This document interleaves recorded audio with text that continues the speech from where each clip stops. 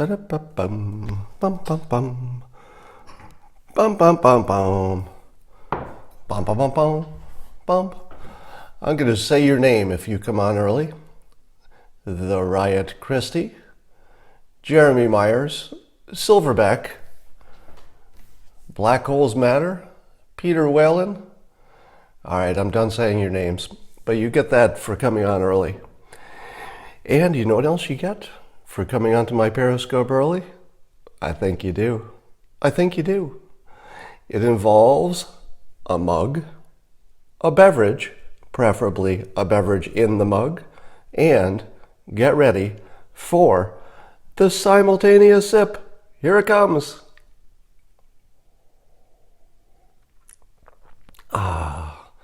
Happy Father's Day to all of you fathers out there. I was going to make a joke that has the initials MF, but I'm not going to. That would be inappropriate. All right, I hope all of you saw today's funniest tweet from our tweeter-in-chief, President Trump. This is one of my favorites. I think it's the best one of the summer so far. So this is President Trump this morning, I guess. He goes, Washington Post employees want to go on strike because Bezos isn't paying them enough. I think a really long strike would be a great idea. Employees would get more money and we would get rid of fake news for an extended period of time. Is Washington Post a registered lobbyist? I think a really long strike would be a great idea. Employees would get more money and we would get rid of fake news. All right.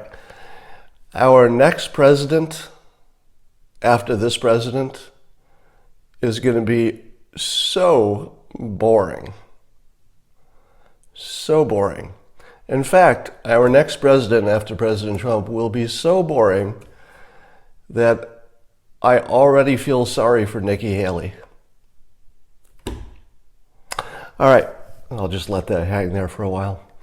Now, my other favorite tweet is General Michael Hayden. Now, you might know General Michael Hayden. You see him on TV a lot. He is, he describes himself as a former director of CIA and NSA. Also an author, husband, and father. Happy Father's Day to General Michael Hayden. But he makes this tweet, let's see if we can make this big, in which he shows a picture of, I believe it's Auschwitz. It's a death camp in any event. He shows Auschwitz in his Twitter feed. Stop it, stupid iPhone. Oh my God. And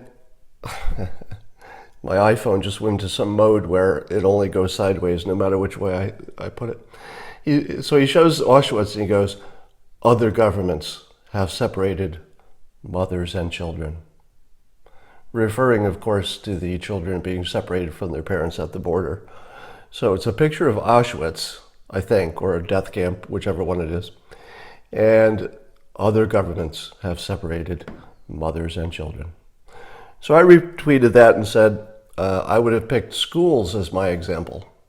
Now, of course, I'm mocking the overwrought analogy because people came into my Twitter feed and said, how can you compare a school to a death camp?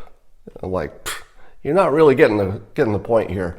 Or how can you compare kids in detention camps to school? And I say, well, you're getting warm. You're getting close to the point here. Analogies? Is there anything analogies can do except make things worse? I don't know how many times I have to point it out to you that whenever anybody uses an analogy in a persuasive context, it just totally blows up. It doesn't do anything good. But I will say that because Hayden was NSA and CIA, he did do something very smart. What did General Hayden do that's very smart in his tweet, showing the picture of Auschwitz and with the bad analogy comparing it to the kids being taken from their parents at the border. Yeah, the visual. So by adding the visual, the analogy is just sort of a carrier. The analogy isn't the important part. The important part was the visual. And you put that visual in your head, and then you have this automatic association. So what the good general is doing is top-rate CIA quality persuasion disguised as a bad analogy. Because the analogy is ridiculous. But the picture, oh my God, the picture is gold. So as evil as this is, and it is quite evil, it's also very effective. So being consistent, I try to call out the tools. You can make your own decisions on the ethics of it. In this case, the ethics are horrible in my opinion, but that's separate from the tools. All right, let's talk about the ongoing question of the children who are being ripped from their parents at the border. Let me start this conversation the only way anybody should start it. Nobody likes taking children from parents. I don't like it, you don't like it, nobody likes it. All things being equal, and all things are not equal, but if they were, nobody would want children and parents separated. Not me, not President Trump, not Republicans, not ICE, not the parents, not the kids. Nobody. Everybody's on the same page. Nobody wants parents taken away from kids. All right? So that's that's our starting point. Now, having partially inoculated myself by saying that, here's the part where I get in trouble. Are you ready? You like it when I get in trouble. Admit it. You like the danger because it's not you. Here's some questions that I would like to see as part of the discussion. Number one, the number one thing that we assume when we watch this situation of children separated from parents at the border is that the situation the children are going into, these detainment centers, are worse than whatever they came from. Are you with me? The starting assumption is that being in a detainment center in which you're fed and clothed, you're kept warm, you're kept safe, you're educated. I guess they go to school for 6 hours a day or something. And they're with people their age who they have a lot in common with. So the base assumption is that situation, which is by no means ideal, I don't want to pretend that that's a good situation. But the base assumption is that it's worse than whatever they just came from. Does that seem true to you? I don't know if it's true, but I'm asking. It seems like wouldn't that be the most key point in all of this? So let me give an example of what I'm talking about. I currently live in a very nice large house in a lifestyle which anybody would envy unless they already had it. But the best lifestyle I ever had in terms of an upgrade from where I was college, in which I shared a little cinder block room, just packed with stuff with a roommate, and there were always people in it because we had people over all the time. So my normal life was 5 guys in a little teeny room, usually smoking weed, in a cinder block room, separated from parents, because guess what? Parents don't get to go to college with their kids. I was separated from them. Now, of course, I was 18 at the time, a little different, but that's not the point.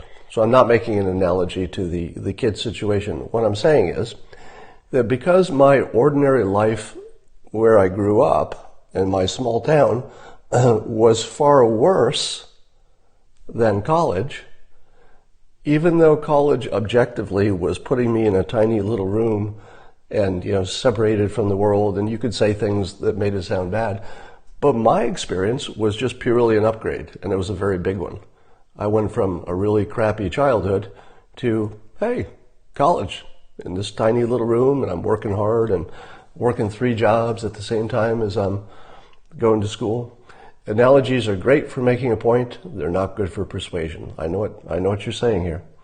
So the point is that what matters is what you're used to and what you're going to. So your happiness, so here's where the analogy is going. I'm not relying on the analogy.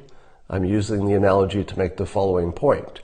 The point I'm going to make and say right now is the persuasive part or not the analogy. The analogy just got me to this point.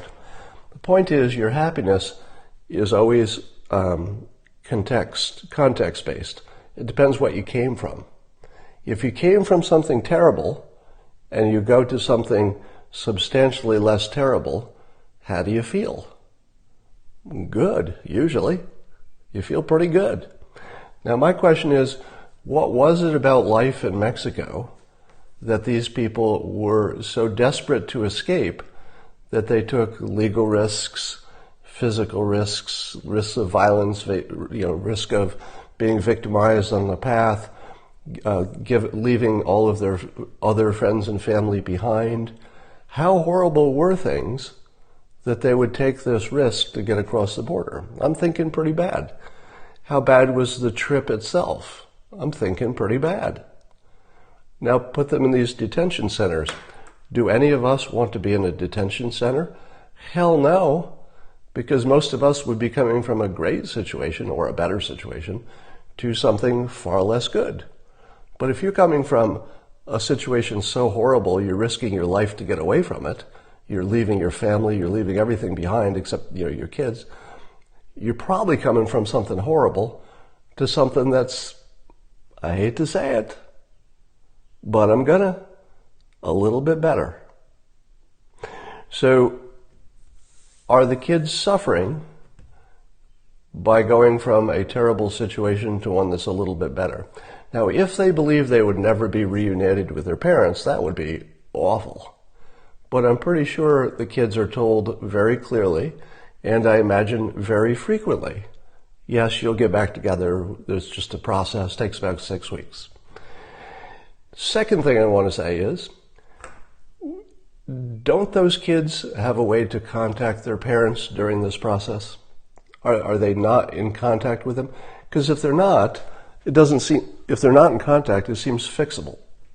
All you have to do is provide some iPads, let's say half a dozen iPads for each facility, and tell the parents, hey, here's the phone number for these iPads, and we'll figure out a schedule or something, and you can call in and you can see your kid every day.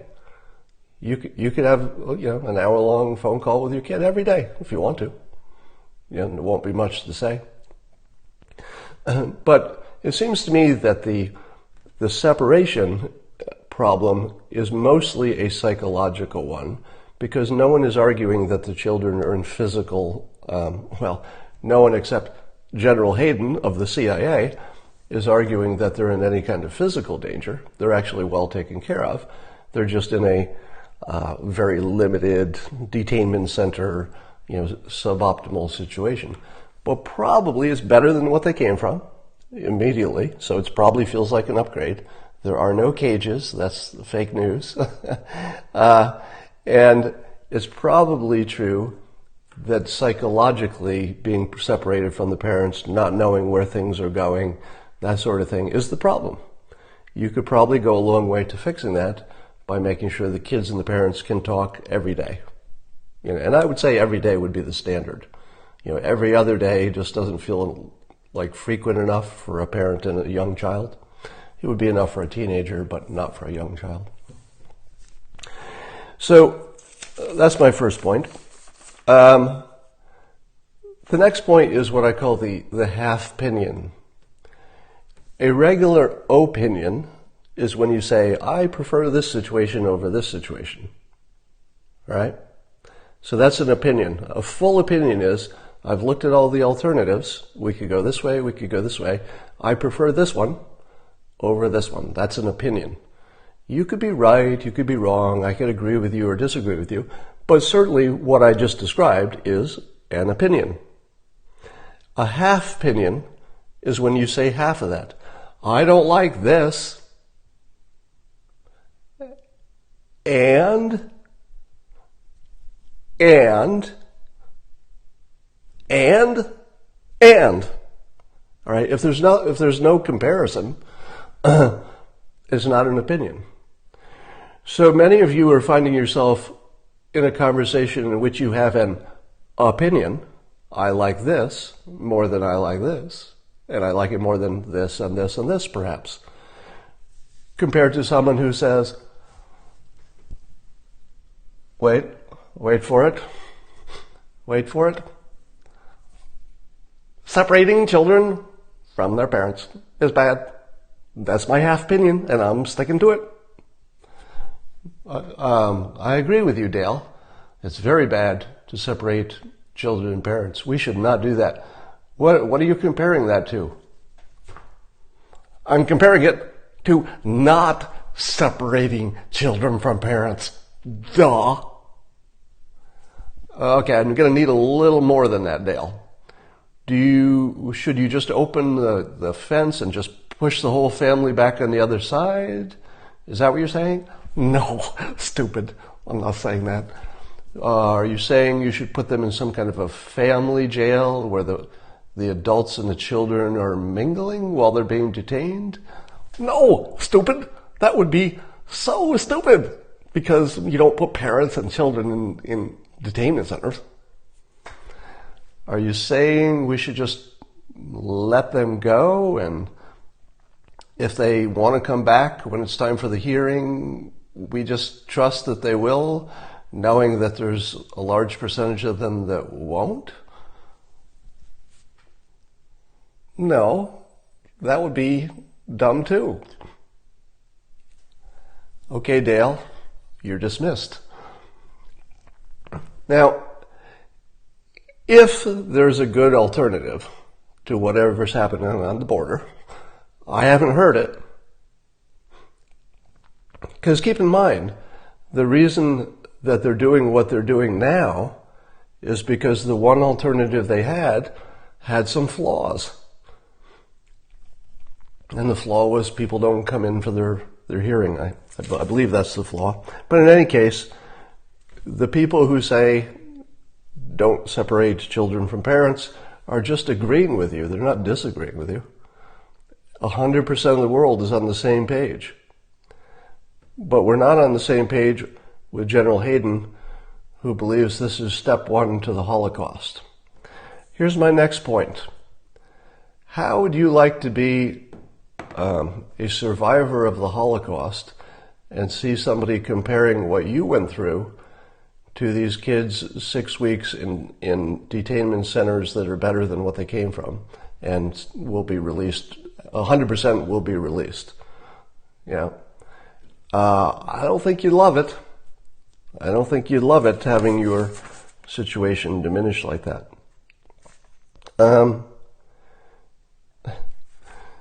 The next thing is, how big of a problem is it to separate children from parents temporarily?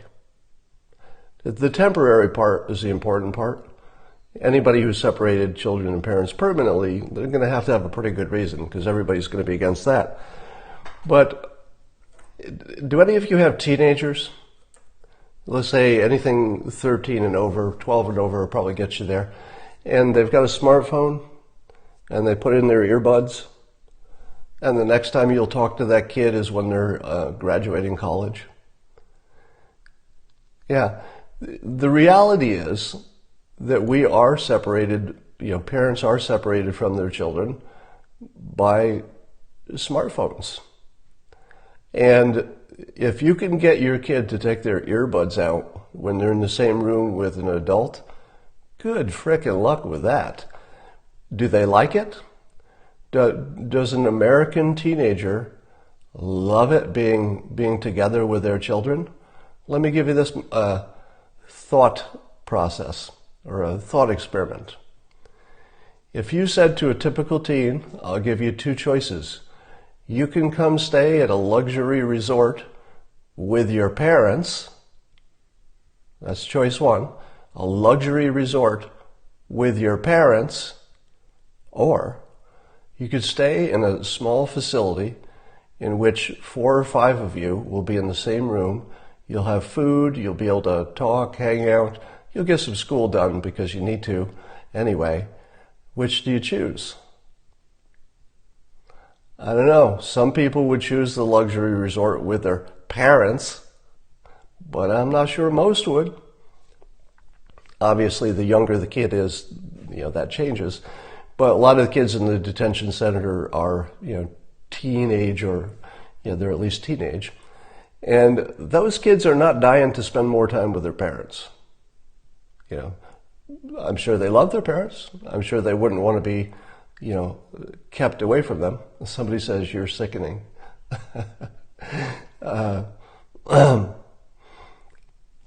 You're sickening. So let me, by the way, whoever just said you're sickening, here's something I guarantee you. I guarantee you that you agree with me on every point I just made. I guarantee it. I'll bet there isn't one thing I just said that you don't agree with. What you don't like is that I put it in a different context. And the context I put it in is not wrong. It's not one you disagree with. So keep in mind that while you're sickened by my opinion, you don't disagree with it. And by the way, this is something I've been wanting to say for a while. I didn't have a situation where I could fit it in. But has anybody noticed that on my Twitter feed, the number of people who get angry at me, they rarely, to the point of almost never, maybe, let's say 95% of the time this is true, they don't disagree with me. So the people who are fighting with me on Twitter almost always have to change what I said to a different thing to argue it. If you've seen any Twitter exchange I have, it goes like this. You say the abominable snowman is real. You idiot. And I say, no, I didn't say the abominable snowman is real. I said some people believe it's real. And then they say, well, maybe, but you say the abominable snowman doesn't have hair. How would you know that? And I go, I didn't say anything like that, and etc. repeated.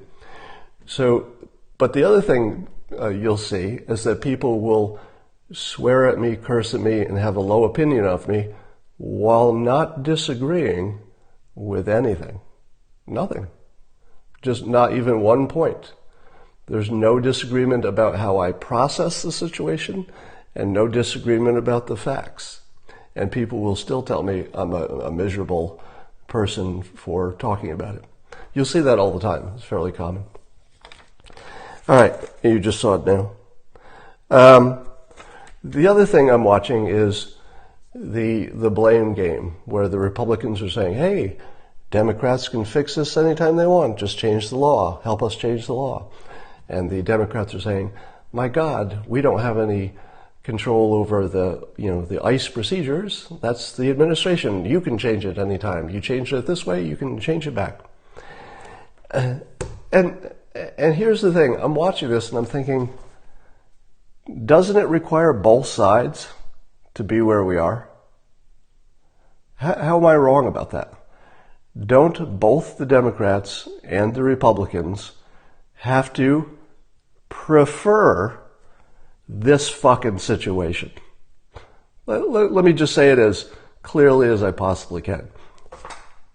If both sides did not prefer this situation, it wouldn't be happening.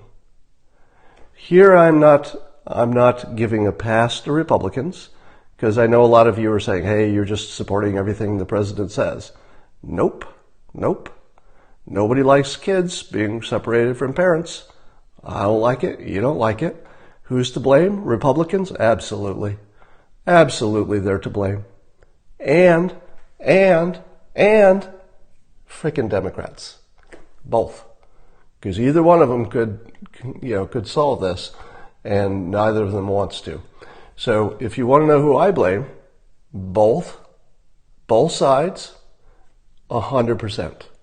Nobody gets to parse this like, oh, you're 75% to blame, but I'm only 25% to blame.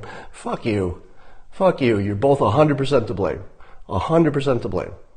Right? If the government doesn't work and you're split at 50-50 All it takes is a few people to change votes. You can do any fucking thing you want. All right? You both don't want to solve this problem. You both want it to be an issue. You're both fucking up. All right? So don't look for me to absolve the Trump administration. This is a huge fuck up. It is. All right? Let's face it. They could fix it. I mean, they could do a better job of presenting it. They could fix it. But you know who else could fix this? Fucking Democrats. They could fix it. They could fix it in about an afternoon. They could fix it anytime they want. Both sides, absolutely worthless in this case. So if you want me to support the Trump administration on this, not going to do it. Not going to do it. But I'm certainly not going to say they're worse than the other side. You have complete governmental fuck up, top to bottom. There's nothing right about this situation. And by the way, I also don't think it's the Holocaust. You can say that the situation is bad. You can blame everybody involved and still not say it's as bad as the Holocaust, because it isn't. All right. So both sides can take their half-pinions. And I would say that's probably true of both sides. I think the Republicans are doing a terrible job of laying out what the options were. Right? They just say, hey, we have to do this. What is Trump saying? We have to do this because it was some Democrat law or something. Now, I think, obviously that doesn't pass the fact checking, but there is clearly a precedent. There's a I'd say 100% agreement that you don't incarcerate or detain adults and children in the same facility for safety reasons and other reasons, practicality. But the trouble with the arguments, I hear somebody say that, all criminals get separated. The trouble with the argument that I've heard people also say, it's sort of like British boarding school, separating children and kids is sort of a normal thing. People do it willingly all the time. It's fairly common. Kids go to camp for 2 weeks. I mean, it's just, now of course you're saying to yourself, my God, that's not the analogy, because those are voluntary. Those are voluntary. Well, it's not that voluntary for the kid, is it?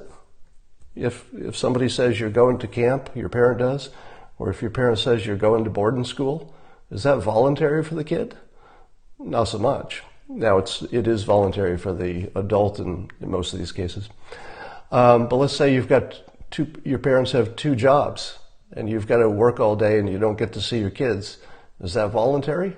Well, a little bit. I mean, you could always be poorer, I suppose. But our normal situation is children and adults being separated for all kinds of reasons, usually voluntary. This one is involuntary, but there are also involuntary reasons that children and kids are separated. They're not all the Holocaust.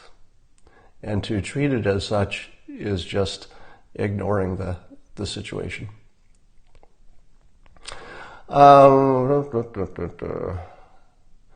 Trump wants actual new federal law, right?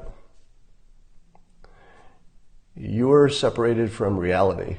Yeah, so that kind of comment, when people say, you're separated from reality, again, whoever is criticizing me that way, you don't disagree with anything I've said. If you did, you could mention it.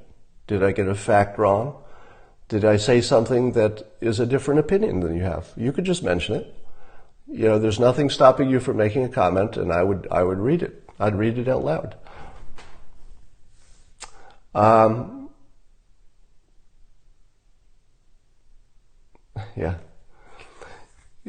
are a lot of people. I've often gone further and said, well, no, I'm not going to mess up the topics here. All right, let's see what else I had in my little notes here. Yeah, so both sides can help in this situation. Neither side is. The Democrats are using it as an issue. The Republicans are using it as an issue. If you care about those children being separated, number 1, come up with an alternative. And number 2, blame both sides. This is 100% breakdown, both sides. Nobody gets a pass. All right. You have your facts wrong. These refugees are not illegals. Oh my God. Okay. I know that the refugees are not the same status as somebody who robbed a house or committed a regular crime. I know that we have different words and different levels of how we treat things. It is, however, not legal to come into the country just because you want to. Now you could say to me, well, you know, these people are trying to get asylum and this is a different situation. Fine. You can put different words on it, but it doesn't change the situation. I will agree with everything you want me to say about what word you want to use. Would you like to call it a situation? Okay, let's call it a situation. It doesn't change a damn thing. It is what it is. We can't let people just come in anytime they want and go anywhere they want. So your point, I agree with. It doesn't change anything.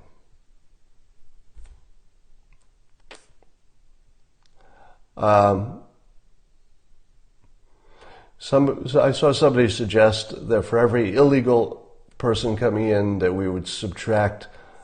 For every illegal person who comes in, we would subtract, you know, from the quota of legal people coming in. To which I say, how's that fair? The people who want to come into the country legally and are following the process? Are you freaking kidding me? Those are the people you want to suffer?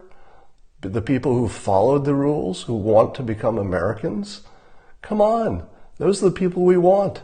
I want more of them. The people who follow rules and want to be on the team. That doesn't make any sense to me. Yeah, you don't let people cut in line. Now, I would prefer something more merit-based, but even with the system we have, you don't penalize the people who do follow the rules for the benefit of the people who don't.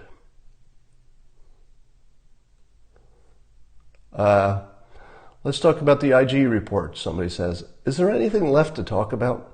So as far as I can tell, the IG report just told us what we already know, right? Is there anything that came out of that? It felt like it was complicated and somewhat irrelevant because everybody just found reinforcement for the thing they already believed. Military families are separated. Yeah, there's another example.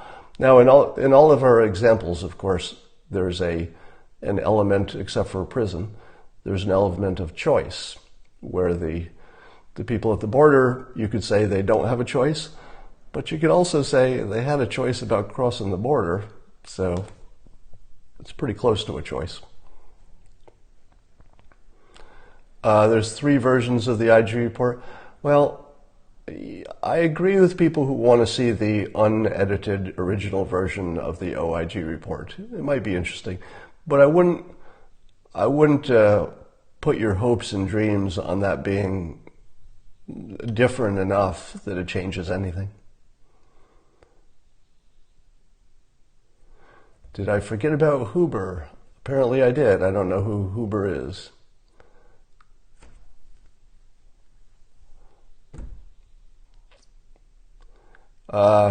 Forcing the Planned Parenthood. So, remember my prediction that I made not long ago? I said that President Trump's success with, the economy in North Korea, at least so far, would cause people to go crazy in a way we haven't seen before. And this situation turned out to be sort of the trigger for that. People need to go crazy for a reason, or it's a fake reason, it's a fake because, but they needed a cause.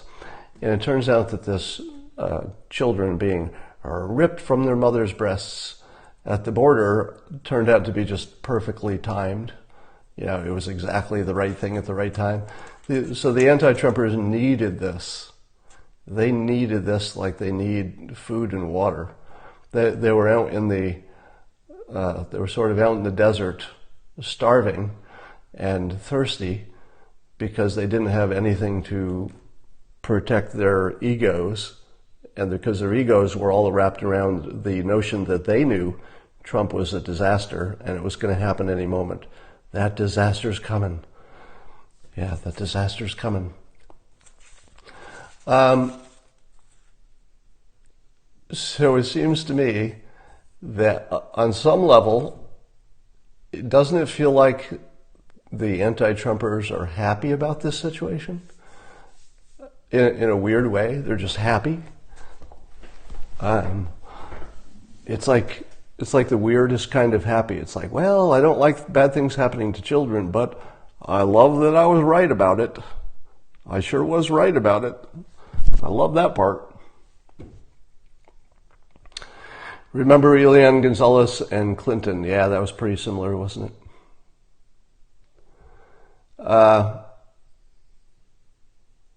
They're using it like a cudgel. Well, I'll have to say it's working really well, wouldn't you? If you were going to evaluate the quality of the persuasion, and again, I'll try to be as objective as possible, the quality of the persuasion, I would say that this is really good. This is along the level of when Clinton started saying dark during the campaign, that everything Trump did was dark and dark and dark. But this border children thing, because in our culture we sort of fetishize the importance of children in our world, which by the way is completely upside down from what it was a few hundred years ago. A few hundred years ago, having a child was just creating an asset to do some work for you. It was almost an economic thing. People didn't care about children the way they do now. So we've sort of put children above adults in our calculations, and that's reverse of what it was a few hundred years ago. Probably reverse of what it has been throughout human history. And that also distorts our political conversation, because the notion that the children are the most important thing in the world makes this story, which otherwise would look like a non-story, it makes it literally the most important story in the country. Let me mention something that a critic of mine mentioned, and then I'll dovetail this into a larger point. So on Twitter, every now and then somebody will pop up and say, Adams has made terrible predictions. Now, often they'll conflate something I said I wish happened with something I said would happen, and they'll treat them as the same. And I want to mention one that I can't tell if I'm wrong about or I just expressed a preference, but maybe some of you can help me out with the fact checking. So somebody on Twitter pointed out that I had talked about red team, blue teams, and having the debate about climate change in the EPA. And that conversation did come up, but now it's been 500 plus days, and the idea of a red team, blue team has just, I think, disappeared, right?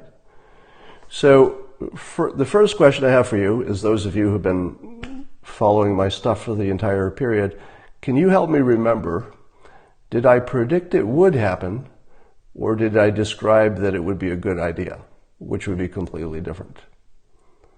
Does anybody remember? Because I don't remember predicting it would happen. Yeah, so everybody here who seems to remember says that I was just saying it was a good idea. That's my memory of it, but my critic was saying you predicted it would happen. Now, I'm going to give the critic this much credit, which is there's a fine line between saying it's a good idea and, if I say it's a good idea and it's the sort of thing Trump would or should do or you could expect to happen, that's pretty close to a prediction. But I don't think I actually predicted it. That said, let's revisit that. Where the hell is that?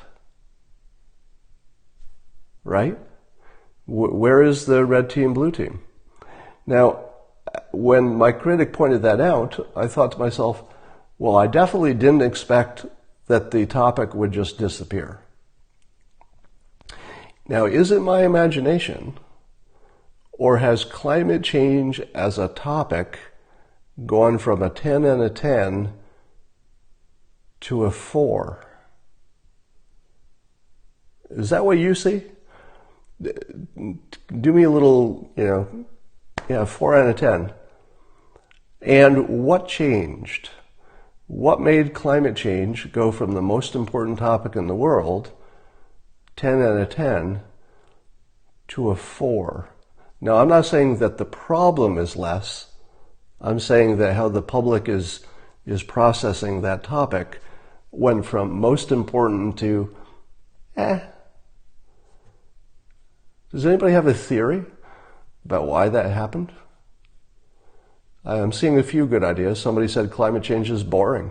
That actually might be part of the answer, because the topic is boring and long-term, and it's not affecting me today. It doesn't touch my taxes. It doesn't affect the speed limit. So it just doesn't feel as cool and important and interesting as everything that's in the top of the news. Other people are saying it got colder or the temperature dropped. I'm not going to agree with that, and here's why.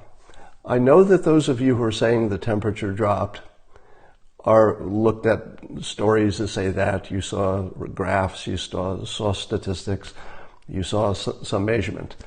But I can almost guarantee you that the people on the other side of this issue have different data. That's been the problem all along, right? The fact that you think temperatures went down probably is unrelated to the fact that half the country or more thinks temperatures went up again.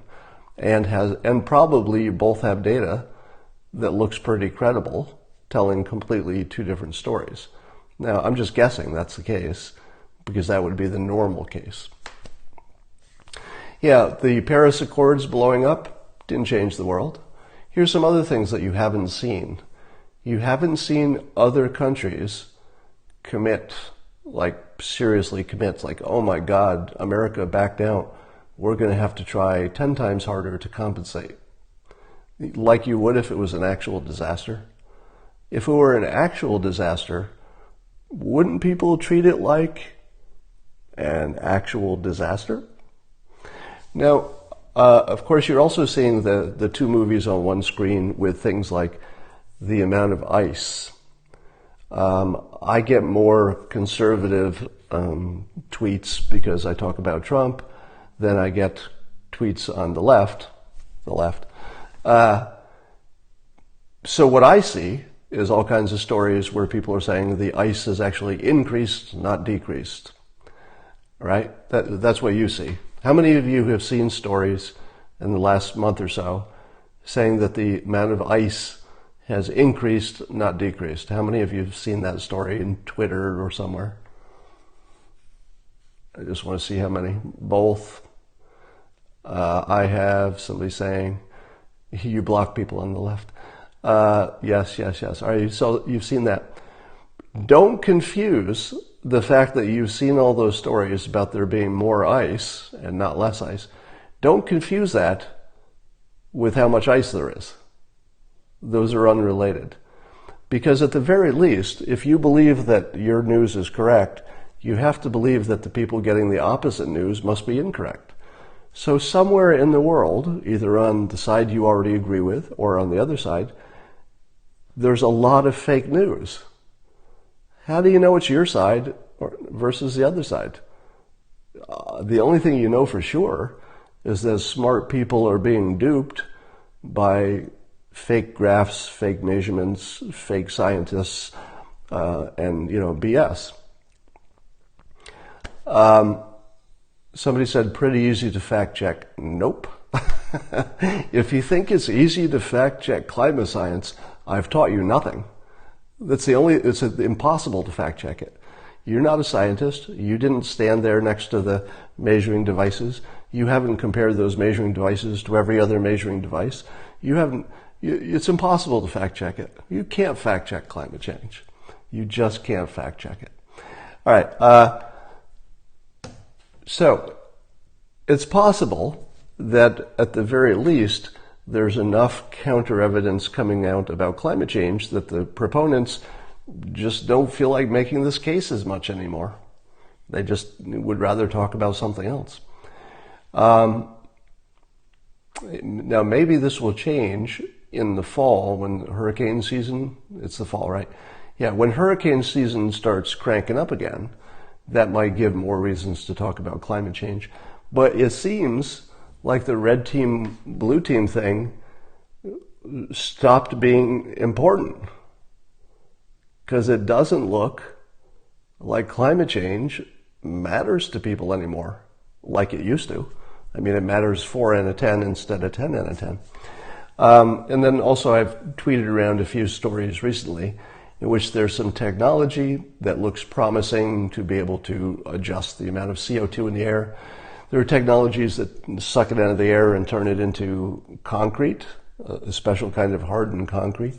There are technologies that suck it out of the air and turn it into energy.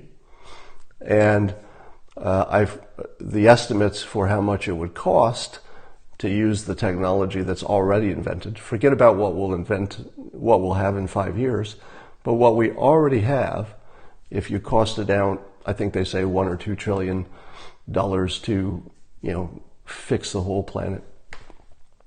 To which I say to myself, $1 or $2 trillion, that's too much, until you realize our national debt is 15 trillion, and compared to what climate change would cost if it's real, a couple of trillion actually is way less problem than we thought.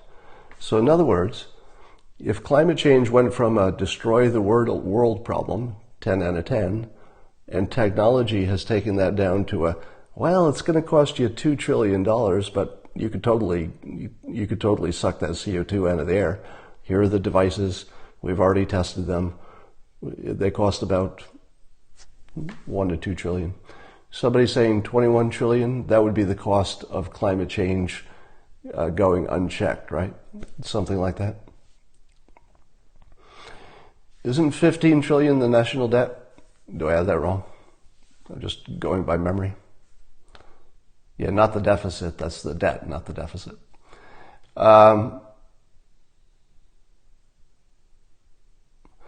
What if you're wrong is not better than if it saves a single life? Not sure your point there. 21 trillion is the national debt. Okay.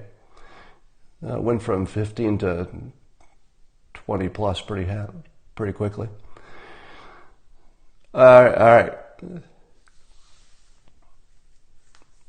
So, I'm going to say, so people have challenged me to say, hey, you're cherry picking all the good things about the Trump administration, and I'm going to add to my criticisms. So I'm criticizing the way the Trump administration is handling the children at the border topic. Now, I'm not sure that there's a better way to do things, but there's certainly a better way to present it to the public. There's a better way to defend it. There's a better way to say, we have a plan for fixing it. There's just a better way to do it. So I'm going to say that the Trump administration did not succeed on this topic, and definitely the anti-Trumpers are getting the best of them for sure. But they're both guilty, in my opinion. But I'm going to add to that, taking the cue from my critic, that the EPA never did a red team, blue team. And I think that surely must still be important, if only to get the public on the same side as much as possible. So to me, that's a huge failing. I would say, having gone this far without anything that looks like a red team, blue team, or any version of that. It doesn't have to be red team, blue team, but something in which the arguments are publicly presented in a credible way, pro and con, from as objective a source as possible, something that we can all weigh in on. The experts can say, okay, you forgot this. Maybe it doesn't have a time limit, so that whatever they come up with can evolve over time, that sort of thing. I think that's just a mistake. To have a topic this controversial and to sort of just let it hang out there without without informing the public in a way that wouldn't be that hard, to me that's just a mistake. Now the mistake beyond that might be that climate change is a gigantic problem we should be doing more about right now. I don't know if that's the case, because I haven't seen the red team, blue team, and therefore that's a Trump administration error, in my opinion, or a shortcoming. All right. Manafort in jail for doing things, blah, blah, blah. Let's talk also about my larger observation that when you look at the complaints from the anti-Trumpers, they're all missing the and. Let me give you an example of that. A typical anti-Trumper will say, the president has lied 3,600 times since he came into office.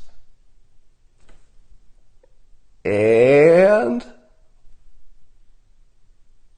that killed people, and it hurt the economy, and they always leave out the and. Or, he's a con man, and somebody died because of the con man, and North Korea didn't get solved because of that. Or they'll say, he's going to destroy the world in the future in ways that we can't quite identify, and there's no direct line, but in ambiguous ways we feel bad, something bad will happen because of the president. You need a little bit more meat on your criticisms.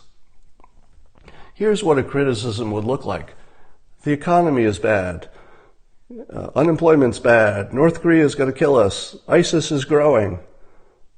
If any of those things were true, that would be bad. Those would be actual criticisms. Here's a criticism that's not a real one. The president is stupid and impulsive.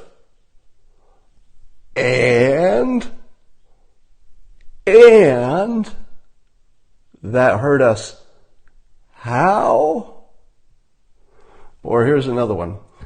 The president is angering our allies. And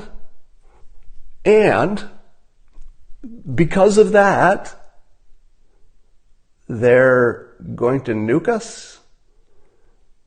Because of that, Great Britain will stop talking to us. So, right. So when you see this, the complaints, here are the things to look for. Look for the half-pinion, like we must, we have to, they have half-opinions about everything from climate science to border to everything else. They want us to stop doing what we're doing without being able to describe what we should do instead. So look for the half-opinion. Then look for the complaints that don't have the second part of the complaint, like, he's a con man. And where's the second part? And because of that, he lied 3,500 times. And because of that. So the other, I think there's a hidden assumption in all of the missing and parts. The assumption is that because this president has such a low regard for the facts, that pretty soon everybody will have a low regard for the facts and society will fall apart. Here's why I'm not worried about that. Is there anybody who's taking their lead from this president? I don't know anybody who's acting like the president. Well, and the one exception is people are like Lindsey Graham seem to be using more coarse language, but that's true of the other side as well. I think everybody's using more coarse language. But here's what I say about the coarse language. And they're all using coarse language that hurts the world because why? Right? They're still missing the second half. It's true. Lindsey Graham swore on TV. Maybe he wouldn't have done that in the pre-Trump era. But did anybody die because he used a bad word on TV? I don't think so. So look for halfpinions. Look for complaints that don't have any and. There's no second part. And look for people to be in a completely different movie where they're seeing things that just aren't happening in your movie.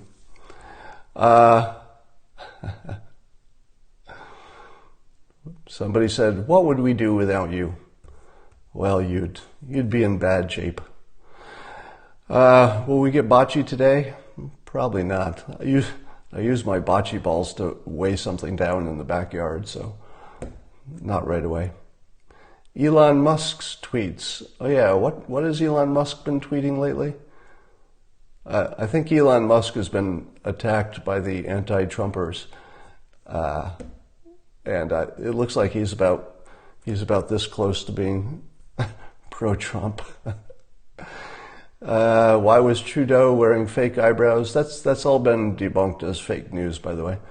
Trudeau does not have fake eyebrows. That was just a trick of lighting. And he does have weird eyebrows, but the way the lighting changed, it just made him look fake. Overuse of bad words makes them ineffective. Well, I don't think anybody's overusing them. We're not even close to that.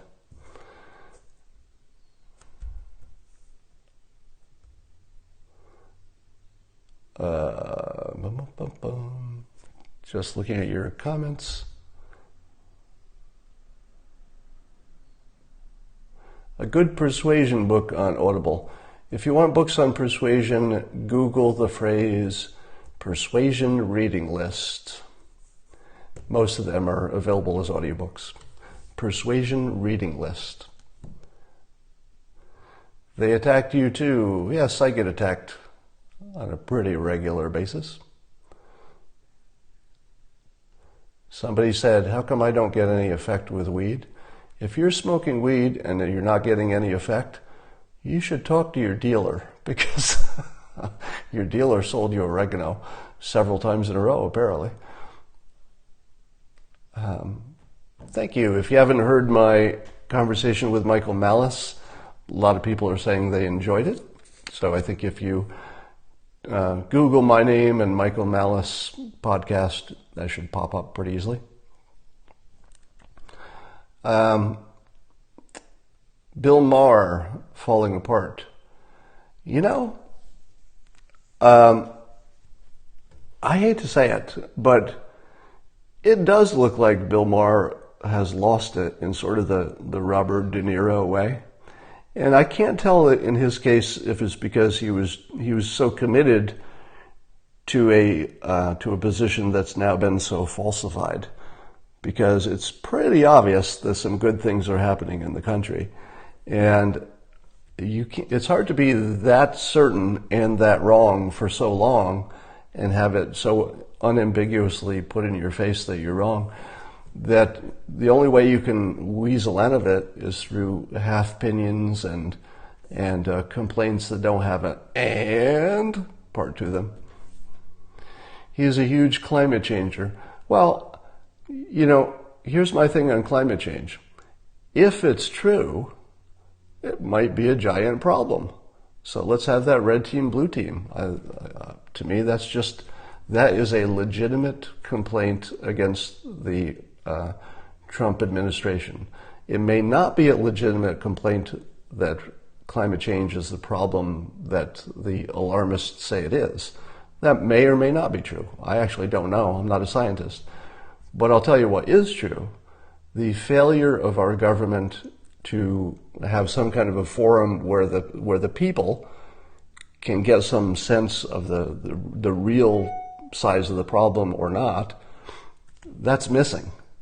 And it's not so hard to do that you can explain it as, well, there's a good reason it's missing. There just isn't. All right. I think I'm done for now. I will talk to you all Later.